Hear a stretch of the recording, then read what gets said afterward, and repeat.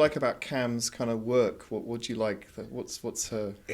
She's good at all the stuff I'm not good at. You know, she's great with people. Will spend that time, really understand the situation. I think that's really, you know, we found when we started working together.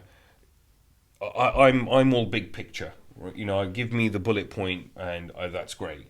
Whereas Cam really kind of got under the hood with stuff. You know, I remember the way we coordinate as a business now came from Cam, actually, originally.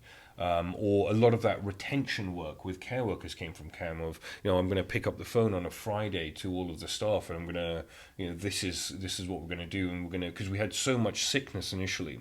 If I think back to 2014, I mean, every weekend was like, I was like, just give me a weekday. You know, it was worse on a weekend, wasn't it? It was so hard. Well, I don't know, he just was having one of these, you know, amazing moments where I think, oh, actually, I'm going to do the right thing.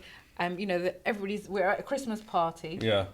And, you know, the coordinator saying, oh, who's going to be on call this weekend? You know, we're at the pub, everybody's having a, you know... no one's proffering their... And Amrit, like, sits there saying, oh, don't worry, I'll do on call this weekend. And I had just started working with him. And so I didn't really know much about coordinating or anything. I was doing the recruitment side. Anyways, Saturday morning, he's up at the crack of dawn and really stressed. He's sitting in my dad's study, like, you know, with papers and, you know, jotting down, right, okay, and then, you know, moving things around. It's a jigsaw puzzle. It was like, I'd come in and he was like really stressed and he was sorting out taxis and all sorts. And it was a girl who was at that Christmas party called in sick the next day, and it just ruined. And then she was obviously very sick, yes. And he had a, I don't know, some event that he'd booked to go out with Trishna. Yeah. And he said, I'm going to need your help tonight. We were still in the dating phase at that point. And I had to help with the on-call that evening. I didn't have a clue what I was doing. I was just, you know, Amrit gives me 2 liners and that was it, and I had to just figure it out. The 2 lines were, you'll be fine. But no, it's really interesting. I mean, and actually I think a lot of that then is, unless you're in it, you don't know what the problems are and you can't fix those as a leader.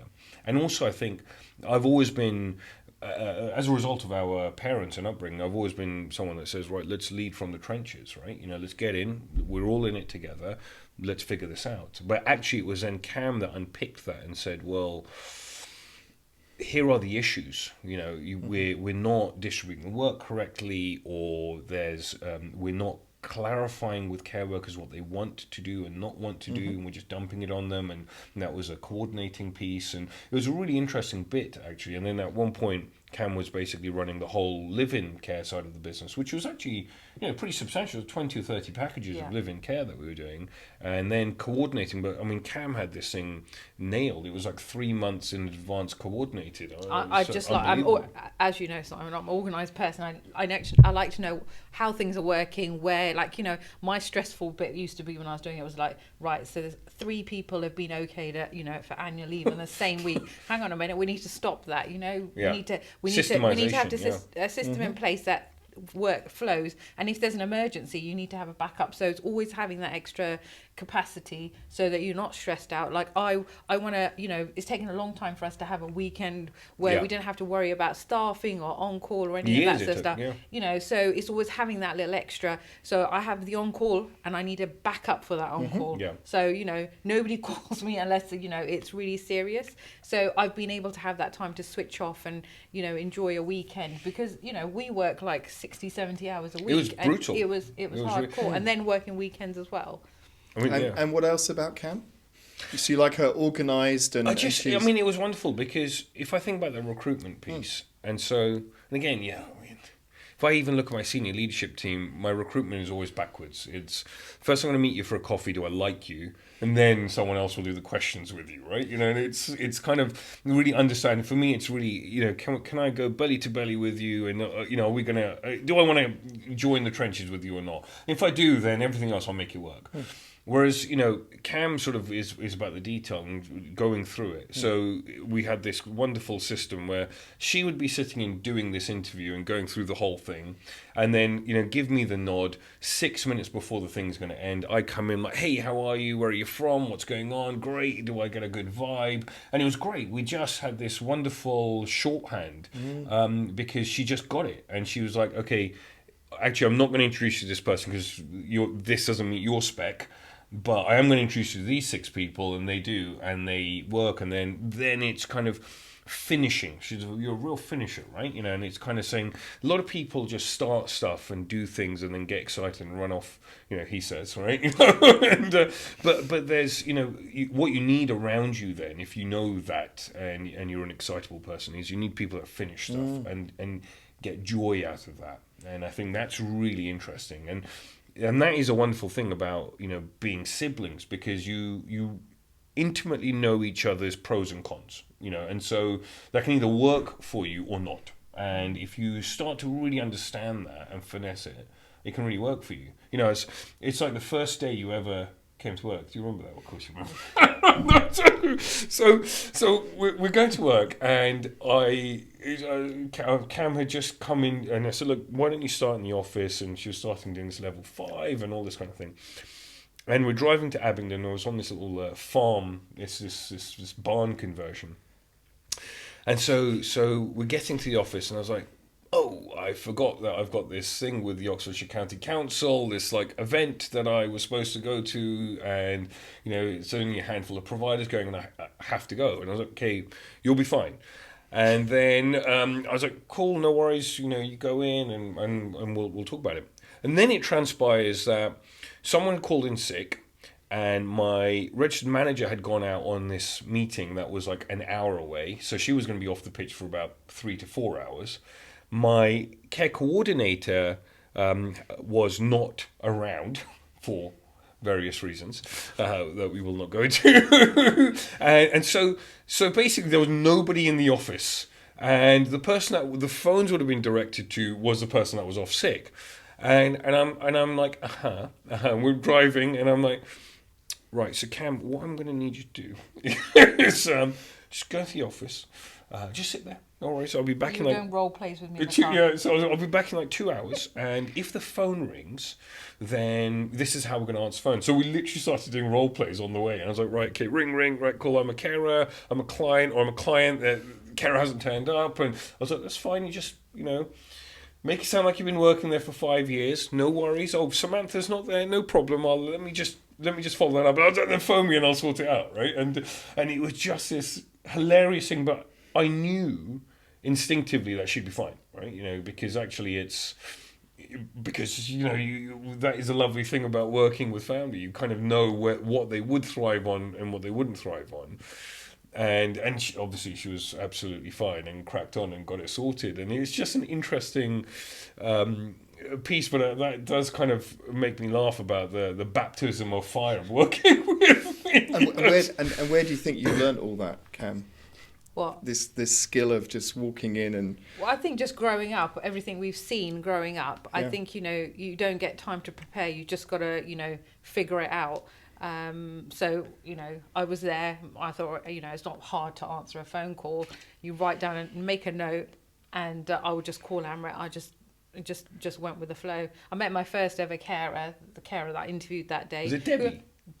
Joyce, who I'm still friends with, yeah. And still checking with her from time to... She was a living carer from time to time, and she was one of our best carers. Yeah. And I think, you know, a lot of the carers that I recruited at that time were amazing. Some of the best carers. And I still have contact. I'm meeting one of them on Thursday. She's come to the office for coffee. And it's interesting, isn't it? I mean, I still text some of those carers now. And they still, you know, they'll still check in and say, oh, have you got some work for us or whatever, you know, so people do still, says it all, you know, I think if doesn't you it? have a good relationship. So my thing is that, you know, even when somebody finishes, always finish on good terms, because, you know, we're in Oxfordshire, you're going to be in the care industry, you know, we're going to bump into each other again. Yeah. And that's it. I think also just keeping positive relationships and really, if you treat everyone like an equal, and I think this is something certainly I've learned from our family, our parents. I mean, treat everyone like an equal. Because, and I remember when we were moving house, and I was helping my dad pack, and he had all these pay slips from the old factory days. And I was all, so bin these, because it was all like paperwork to bin and paperwork to pack. And I was like, well, I'll bin these, right? And he was like, no. And there's a wonderful word in Punjabi called okad. And essentially, he said, look, you know, this reminds me of that. And what the word means is it's sort of your foundation, your status, where you're from. And he's like, this is where I'm from. That, you can't ever forget that. And I think that's a really, it's just such a powerful thing when you think about that and you think, gosh, you don't know in life when you're up, when you're down, and you think, well, if you're not polite to the waiter, maybe you're that person tomorrow, and that, because life can really throw some curveballs, right? And it could be really problematic, and just learning that about yourself, I think, is really something. I remember early on, a cab driver hit the back of your car. Yeah. That was just. And it's very, very nice car that I had purchased. It was quite relatively new, and I'm driving through central London to see a franchisee who was there seeing her daughter, and I'm driving in, and it's a red light and whatever, and I was already stationary, and this Uber driver comes and he's close, and bam, back of the car, prangs it, and it's like dented, and I was like. So I get out of the car, and he's like all panicked because he's like, oh, it's a fancy car and all this kind of thing. And he's like, look, I'm really sorry. And okay, let's do the whole insurance piece. And I was like, and he seemed like a really nice guy, like genuinely he just wasn't paying attention. He was trying to get to this job and all this. And I was like, look, just go. And he's like, look, what? And I was like, don't worry about it, just go. And he's like, you don't want to, and I was like, look, this is your livelihood, right? This car is your livelihood. It's like, okay, fine, I'm going to spend a few £100. It's going to pinch, but it's not going to be the end of the world. But, your insurance, I imagine, given the conversation we'd had in that brief moment, I imagine you're not going to put your hand in your pocket and fix this yourself. It's going to go via insurance. And then that's going to impact your actual livelihood. I was like, just don't worry about it, and it's a really, I think, when I'm ever in a cab with my daughters, actually now, and being in town, it's sometimes easier to kind of navigate that way. And I'm like, look, don't leave rubbish here. Don't put your feet on. I was like, this person, this is how they feed their family. This is their tool for feeding their family, right?